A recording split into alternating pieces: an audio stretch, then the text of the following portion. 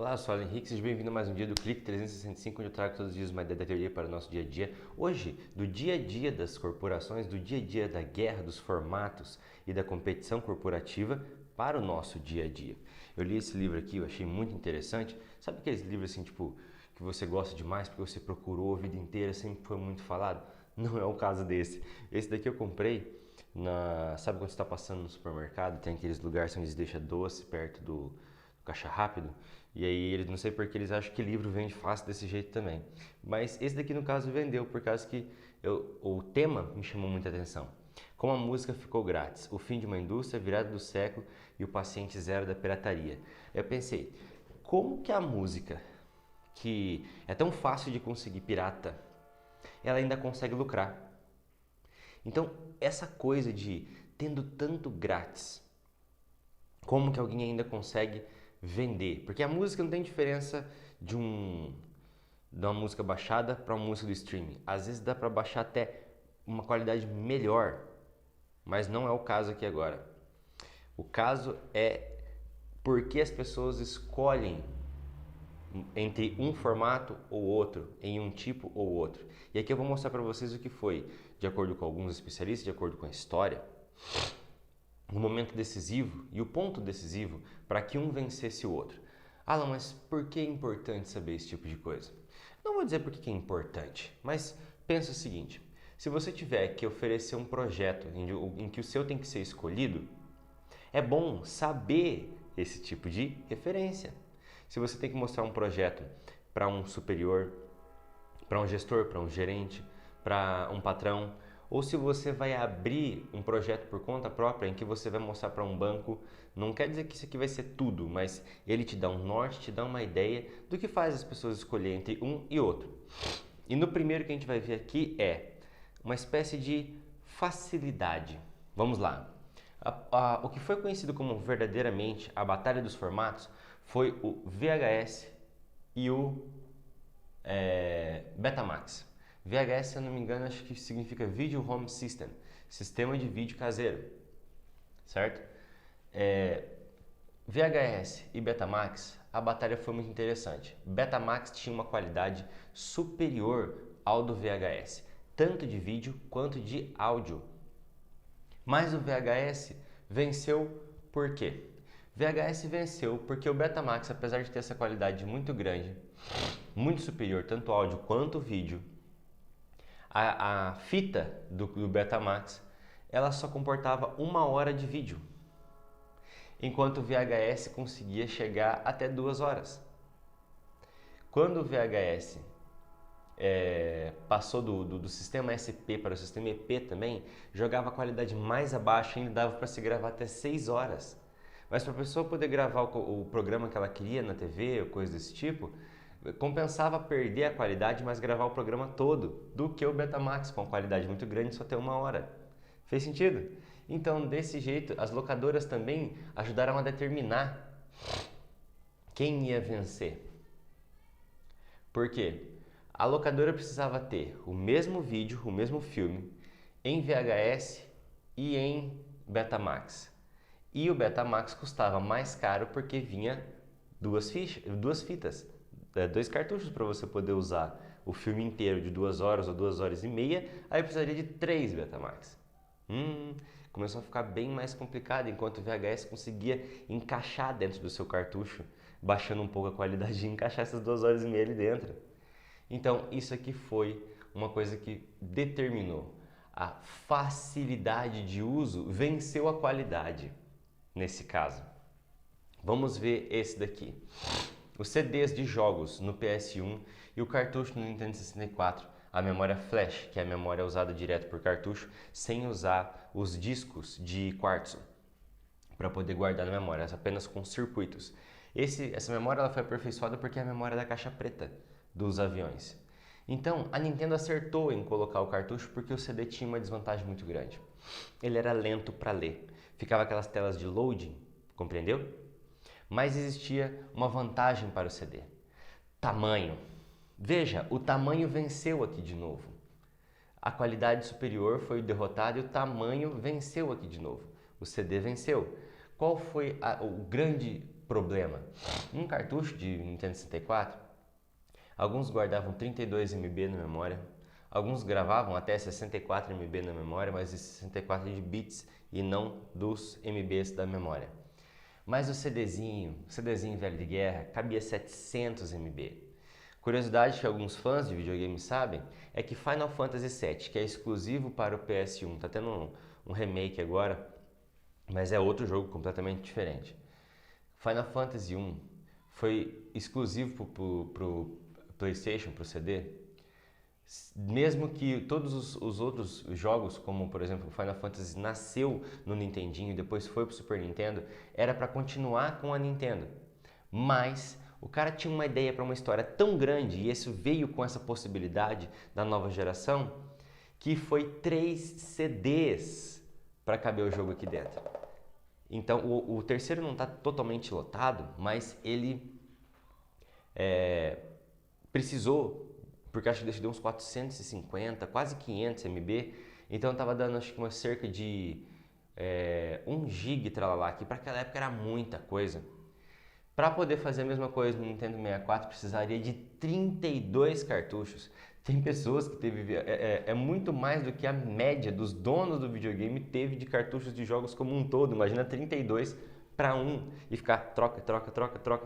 É impossível encaixar isso daqui aqui. Vamos lançar aqui. E esse formato ganhou não pela velocidade de leitura, porque a qualidade também é superior em cartuchos, agora mais ainda, a Nintendo acertou, mas ela tentou dar um passo muito à frente do seu tempo. Migrasse para o CD, uma espécie de curva. Primeiro os cartuchos, migra para o CD, porque agora tem uma vantagem, depois retornem para os cartuchos quando eles tiverem uma tecnologia mais avançada. Mas não foi o caso. O CD venceu, também que era o formato de música e assim fez com que o PlayStation 1 fosse uma primeira central de mídia onde também lia, e depois que veio o VCD então, que é um CD de vídeo, nossa, ajudou ainda a encaixar melhor ainda não foi tão popular, mas fez o PS1 ser uma primeira central multimídia que existiu, caseira, até onde eu sei. MP3 e MP2, sim, MP3 e MP2 não quer dizer que o MP2 veio antes, o MP3 veio depois, um melhoramento. O MPEG, que é um órgão fiscalizador, aí entra na história bacana desse livro aqui que foi interessante, é que a galerinha do MP2, eles tinham um conchavo com o MPEG, eles eram de um laboratório da Philips, e esses caras aqui eram uns entusiastas da Alemanha, que o cara pensou o seguinte, eu quero transmitir música pela internet, olha a visão. Foi mais ou menos o que a Nintendo viu aqui, que a internet seria o futuro. Só que tinha um problema. As internets show de bola, top de linha da Alemanha, era 128 kbps, 128 kilobytes de informação por segundo. A música do CD, ela tem 128 kbps, ela tem cerca de 1400 kbps. 1.400 kilobytes de informação por segundo. Então significa que é 12 vezes maior do que a capacidade da internet naquela época. Com isso em mente, esse cara foi reduzindo e foi vendo algumas gambiarras sonoras que percebiam que logo depois de um som muito agudo, o próximo, a gente tem uma demora para poder entender o que está ouvindo. Um som muito grave, logo depois tem um agudo muito forte em seguida, aquele grave não é tão ouvido, então o código diminuía. Então ele é um codificador de música, ele vai codificando para ficar mais compacto, ele vai compactando o formato. Não é o som puro, tanto que quando começou a propaganda do DVD, ele falava som de CD. CD parece uma coisa ultrapassada, mas ele é a referência do formato da música de melhor qualidade que tem até hoje. Então, olha, tá até comprido esse vídeo aqui, mas é uma história bem interessante. Então, o MP3 venceu o MP2, mas como aconteceu essa batalha? O MP2 conseguiu seu formato padrão nas rádios, usado nas rádios. E nesse conchavo a Philips fez o MP3 rodar uma espécie de programa, um gargalo que o MPEG conseguiu enfiar no código deles por causa desse conchavo, o que a Philips conseguiu enfiar no código deles por causa desse conchavo com o MPEG. Mas o cara pegou e falou assim, quer saber da coisa? Vamos tentar vender o nosso codificador. E ele fez uma espécie de gambiarra para mostrar que dava para usar esse formato em um aparelho comercial. Depois que eles estavam vendendo esse formato, eles já quer saber de uma coisa? Vende a versão, dá Creepware, que é uma espécie de software aleijado. Dá ele completo pro pessoal, depois estraga o bichão para poder, se a pessoa quiser a versão inteira que funciona, tem que ser pago. Mas alguns programadores conseguiram perceber que era um creeper e tiraram esse negócio. Os entusiastas da época, que é principalmente o que é contado no livro, eles pegaram o MP3, resolveram esse problema e o MP3 popularizou a pirataria. Ele pegou praticamente todos os CDs, se você for rastrear, praticamente toda a música pirata que existe hoje no mundo, ela tem 95% de chance de ter passado por 6 polos de pirataria. Não foi uma coisa assim espontânea entre várias pessoas, não veio de polos organizados. Você vê a organização que os caras tinham nesses grupos para poder vazar som, vazar filme e música. Meu amigo, você não tem ideia.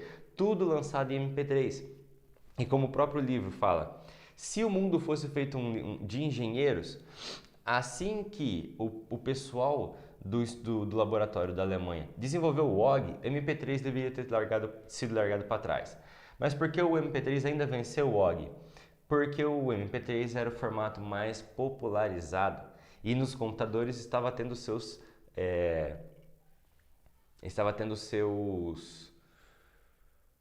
programas para ler diretamente MP3. Então, o Winamp, quem lembra dessa época, o Winamp foi um dos primeiros leitores de MP3 que teve. Depois teve alguns plugins para o Windows Media Player que começou a ler também. iPod versus Zune. iPod era um leitor de MP3, o Zune também. O Zune tinha uma qualidade superior ao iPod, mas porque não se popularizou. Como que veio primeiro? Não foi o streaming de música, mas foi a música pirata. O iPod sacou que eles podiam fazer o seguinte: eu vou lançar um programa de streaming de música, mas naqui você pode encaixar suas musiquinhas pirata também. E ele fez um formato grandão onde as pessoas conseguiam encaixar muita coisa, a memória dele era grande. O Zune tinha uma qualidade superior com a memória, alguns com a memória até maior do que o do coisa aqui, mas não tinha esse serviço do streaming, do iTunes, onde nasceu esse negócio. Tanto que o iPod não derrotou o Zune por ser uma qualidade superior ou por essas questões assim. Porque a Apple já sabia que o iPod ia se tornar obsoleto com o seu outro próximo lançamento, que era o iPhone, que seria o celular que eu estou usando para gravar para você aqui agora, onde tocaria todos os outros formatos das coisas, como por exemplo vídeo e entrar na internet, coisas desse tipo. O Zune então caiu no esquecimento, porque a Apple já sabia que isso daqui ia ser uma coisa obsoleta em pouco tempo, porque a central multimídia dos smartphones iriam deixar isso daqui para trás. Então veja que maneiro as diferenças que existiram nessas concorrências de formato assim. O MP3 e o OG não foi bem uma espécie de concorrência. Existe o FLAC. O FLAC é Flawless Loss Audio Codex ou Compactor, não sei como é que fala certinho, que é aquilo que não perde nenhum dado de informação da música quando você passa do CD para o formato digital. Uma coisa curiosa, o OG venceu o MP3 em um lugar, nos streaming, porque Deezer, Spotify, a própria iTunes usam o formato OG para poder armazenar essas toneladas e toneladas de informação para poder distribuir para as pessoas no streaming. Por quê? Porque daí quando eles foram fazer, foi engenheiros e não foram entusiastas que usaram o mais popular, mas o mais adequado para o serviço. Porque aqui não faz diferença para o usuário qual formato usa, mas o que melhor oferece o serviço para o cliente. E a gente está vivendo uma coisa muito parecida com o cinema e o streaming. Porque não é mais o aluguel de filmes? Porque o aluguel de filmes já não existe mais. Parecia que o filme, e no aluguel, eu vou até escrever aqui, porque teve isso também. Teve o cinema versus o HV, que é o home video. Na época do VHS, por exemplo, parecia que ele ia derrotar o cinema. O cinema venceu essa batalha aqui. Agora, por que o cinema ainda venceu? Se aquilo é mais confortável. Porque ir assistir um filme no cinema tem um quê de programa, um quê de sair para fazer alguma coisa, sair para ir ao cinema. Mesmo vendo o mesmo vídeo, ainda tem a questão da tela grande também, que a questão do fã. Como, por exemplo, o CD não derrotou os shows. Certo? Vou dar um exemplo. Metallica, quando percebeu que estavam pirateando demais os seus CDs, na época dessa guerra do MP3, na época da pirataria comendo solta mesmo, quando popularizou e quase todo o arquivo musical da humanidade foi parar na pirataria por causa do MP3, foi para o mundo digital. O Metallica tentou caçar os grupos que estavam fazendo e estavam para poder, vamos dizer, para tentar agir junto com a lei, para pegar esses grupos e pararem de ficar pirateando, processar eles e coisas desse tipo. O processo também não adiantou, porque começaram a processar pessoas que baixavam uma quantidade de música, pegar aleatória assim para poder ver se ponhava medo, mas começou a ser uns julgamentos bem injustos, então a população não ficou do lado desse tipo de coisa. Não ganhou os Estados Unidos, né? Lá onde aconteceu. Já por outro lado, o Iron Maiden, uma outra banda de rock, fez o seguinte, consultou uns hackers éticos aí, tá, para poder rastrear onde a música dele mais foi pirateada. E percebeu que a América do Sul pirateava demais. E eles até pensaram o seguinte, então vamos fazer o seguinte, vamos anunciar o show lá, vamos fazer um evento, fazer um show na América Latina. Eles lucraram naquele ano com a turnê aqui na América Latina, passando pelo Brasil e nos nossos irmãos aqui, eles lucraram 3 vezes mais do que eles lucrariam em euro ainda na Europa, por causa que perceberam que o show é uma coisa, tem aquela coisa do fã, tem aquela coisa de estar aquela energia, todo mundo junto. Parece que o cinema tem isso ainda, mas estamos em tempos pandêmicos, em tempos onde não se pode aglomerar, certo ou não, ainda não pode. E os cinemas estão sofrendo com isso. Então, toda essa coisa vai fazer a gente poder entender o que vai acontecer entre o cinema e o streaming. Mas especialistas já dizem que o cinema vai ter que se adaptar bastante. E vamos assistir a história acontecendo em mais uma batalha dos formatos.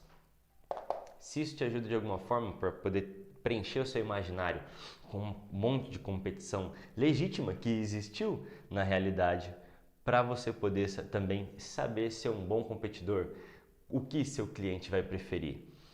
Pelo que eu vi na média aqui, o que é mais fácil do cliente usar e mais fácil do cliente entender é o que ele vai preferir.